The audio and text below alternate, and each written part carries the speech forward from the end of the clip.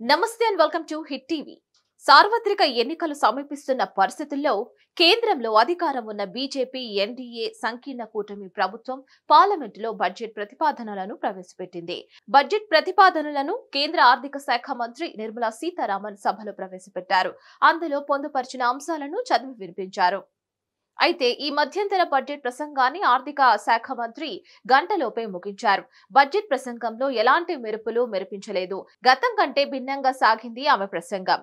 ఇదివరకట్లా ఎలాంటి సుయుక్తులను వినిపించలేదు. హితబోధలను చేయలేదు. చెప్పదలుచుకున్నది సూటిగా చెప్పేశారు. ఇది మధ్యంతర ఓటాన్ అకౌంట్ బడ్జెట్ కావడం వల్లే పెద్దగా భారీ కేటాయింపులు చోటు చేసుకోలేదు. అలాగే పన్నుల వడ్డనలు లేవు. పన్నుల స్లాబుల్లోనూ ఎలాంటి మార్పులకు చోటివ్వలేదు కేంద్ర ప్రభుత్వం. ఎన్నికలు ముగిసిన అనంతరం కేంద్రంలో ఏర్పడే కొత్త ప్రభుత్వం మళ్లీ పూర్తి స్థాయి బడ్జెట్ ను ప్రవేశపెడుతుంది.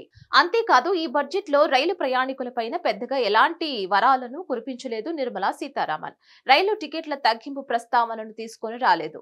మౌలిక సదుపాయాలపైన ఆశించిన స్థాయిలో దృష్టి పెట్టలేదు. ఇప్పుడు సాగుతున్న ప్రాజెక్టులను వేగవంతం చేస్తామని భరోసా ఇచ్చారు. అంతే. రైలు బోగీల గురించి మాట్లాడారే కానీ టికెట్ల తగ్గింపు గురించి ఊసేలేదు.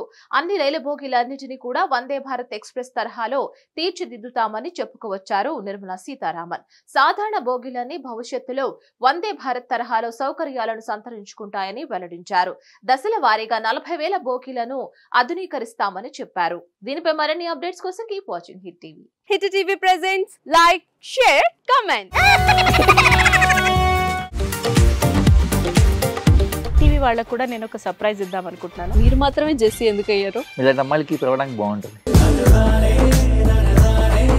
చందు సాయికి like you and have a జనాలకి ఒక పేరు నచ్చిందంటే దీనికి ఒక ప్రాసెస్ ఉంటుంది.